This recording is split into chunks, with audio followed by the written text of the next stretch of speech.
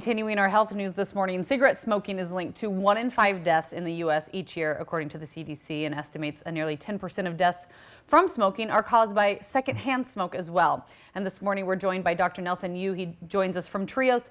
Talk to us a little bit first, Dr. Yu, about the scope of your practice as a pulmonologist. You know, what sorts of patients do you usually encounter? Patients are referred to me from their primary care physicians, usually for their airway and lung problems.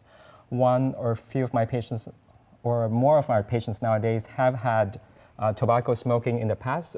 Some of them are currently still smoking. As a consequence, they have tobacco-related lung diseases. All right, and then, you know, what do some of the patients come and see you for most often? The patients can present with a conflation of symptoms such as shortness of breath, wheezing, cough, or chest tightness. And we evaluate the patients to see what is the cause of their problems. Usually we do this with a pulmonary function test. We do reviews of their chest x-rays, or if they have chest CAT scan available. We do oxygen determination with a pulse oximeter, and then we also decide whether or not this patient needs to go for pulmonary rehabilitation. And what else can you offer the patients aside from, you know, active medical treatment for, say, their COPD? The COPD, which is chronic obstructive pulmonary disease, is the long-term effect of many years of smoking. Aside from treatment, we advocate prevention. The very quotable Benjamin Franklin once wrote, "An ounce of prevention is worth a pound of cure." Therefore, smoking cessation programs are part of public health promotion and disease prevention.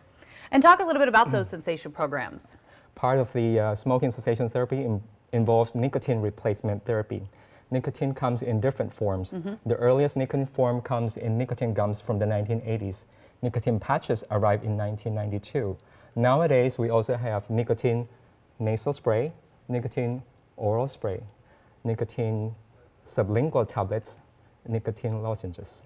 All right. Well, still much more ahead with the doctor this morning as we talk about next some of the controversies surrounding e-cigarettes, as we're talking about some of those nicotine cessations as well.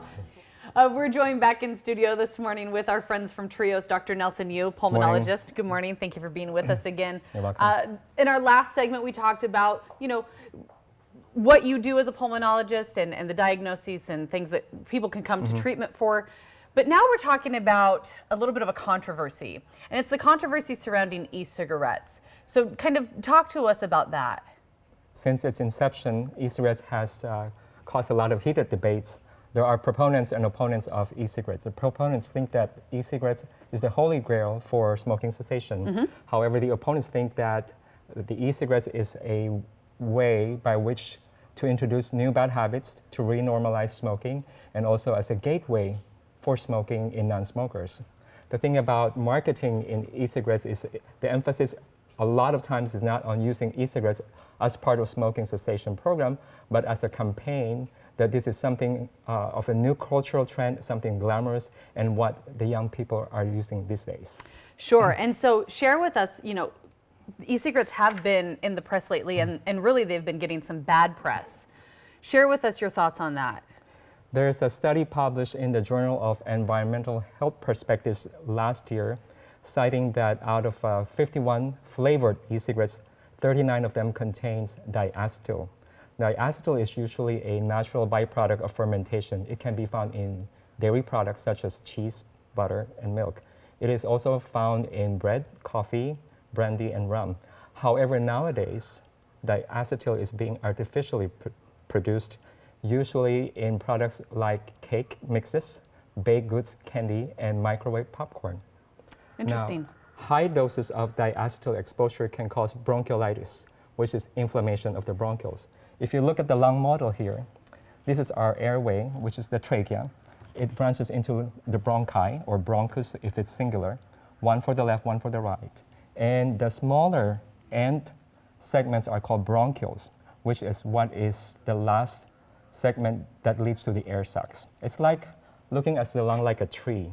The big trunk, the twigs, and the branches, and then the leaves. The leaves are actually your lung tissue. All right. So inflammation in medical science, it always ends in itis. So we have tracheitis, inflammation of the trachea, bronchitis, inflammation of the bronchi, and bronchiolitis, which is inflammation of the bronchioles. Great. Diacetyl is related to a condition called bronchiolitis obliterans.